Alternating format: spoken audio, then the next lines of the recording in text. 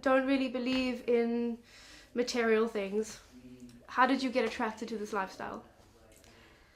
I think it was a process that took some time. Um, yeah, in the beginning, I used to I used to sit in university and basically just hate being there. Yeah. um, I started to make friends that I guess lived this kind of lifestyle. Um, yeah, so I used to hang out with them and talk with them a little bit. But um, yeah, I was also there was a period of time in my life when I was working really really hard, like too hard, like 20 hours a day, something ridiculous, like working and studying. And after that, I just didn't want to do it anymore. So I figured the way to be able to not do that is not have to pay rent. So I thought it'd be fun also to yeah just start traveling around Israel, also explore Israel a little bit, and yeah see how it goes, see where life takes me. And I think through that I started also to meet more people that also didn't believe in money and stuff like that.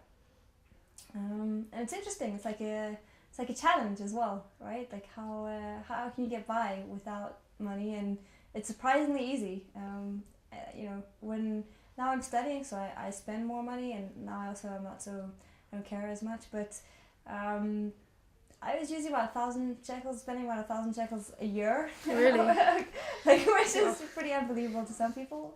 Yeah, I mean, I would volunteer and yeah, you can live with very little, and it's really cool to know that you can. Um, What were the first couple of things the most important things that you thought you could never live without, that you stopped using?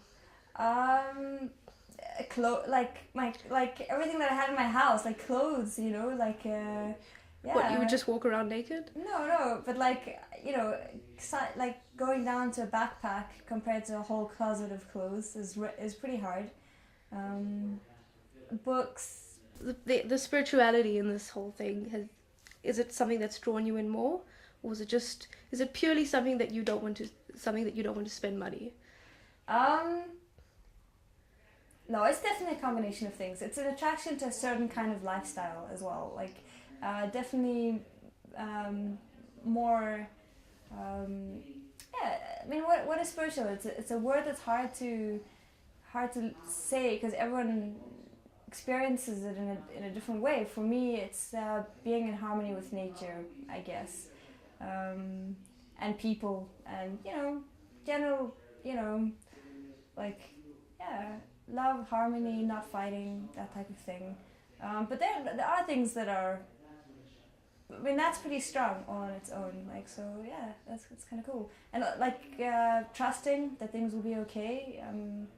That's something that you learn the hard way, and it always works. Kind of like things always turn out Yeah. okay. So How do you get into situations where you throw yourself into the unknown and then you always end up trusting people and you always end up being okay? yeah. How does that happen? Yeah, that's the thing. That's the spiritual part. Like that's the thing. Like you just do and it works out. Like I don't know. Like things come. And amazing coincidences happen. The more you do it, the more you trust, and the more it happens. It's kind of like a circle. Like it's like about the trust. It's about believing. So you think once you become more trusting, Yeah. people tend to treat you better? Yeah, for sure. You're more open to things? Yeah, exactly. Yeah. Hmm. That's a good way to describe it. That's really cool. Have you ever gone through a time where this just wasn't working out for you? You were homeless, you were hungry, cold. I've never been hungry. I've never gone for more than a quarter of a day without food, I think. Except once when I fasted. Why did you fast? It was after I came back from China and I'd spoken to someone there about fasting, and it also has a challenge also. And also I realized that I'd never fasted in my life. I didn't grow up like religious, and I'd never fasted on any religious holidays, and I realized that like I'd never been through a single day in my life without eating. I thought that was pretty, I don't know, thought it would be cool to try to fast and see if I could. And how was it? How did it make you feel afterwards? Yeah, it was cool. It was an experience. I was at the Dead Sea at the time, and so I found it pretty easy. It was actually kind of, yeah, it was a good experience. How do you go? How do you buy food? How do you go through life? You don't have to buy food to eat. Food, you don't eat money. Do you feel freer doing this, or do you sometimes feel a little bit more reliant on people? Yeah, I think it's a bit of both. So you have to, yeah, you have to, the boundaries between, with people change. You definitely have to become a lot more sensitive to that kind of thing, I think. Everyone's dependent on each other. I mean, no matter what you do, it just depends on what your agreement is between people. If there's agreement of money, or for agreement of exchange, or whatever it is. So yeah, you just have to find different agreements, and if it works, it works, and if not, not, and you just, you know, like that's the thing, like not to be dependent on people. So because you trust, then it's okay. You're like, oh, you know, something will happen, something else, you know. Definitely winter is harder, I think. But it depends what you are. You have to enjoy this lifestyle to be able to live it. If you don't enjoy it, it sucks. But you have to enjoy the challenge. You have to like it. You have to throw yourself into it. Yeah.